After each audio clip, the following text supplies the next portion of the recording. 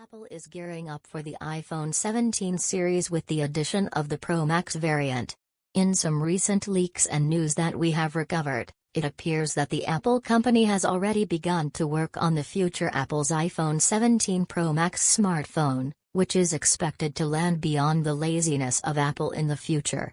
A dynamic island, based on the leaks, may not be included in the list of features, such as the most powerful and fastest processors, better battery life, and a gigantic display, which may be without the dynamic island. It is rumored that Apple's upcoming iPhone 17 Pro Max will have a triple camera system that is made up of a 48-megapixel sensor at the back and a 18-megapixel camera on the front, according to recent leaks. With its gigantic 6.9-inch Super Retina display, the Apple iPhone 17 Pro Max is going to be a very interesting phone.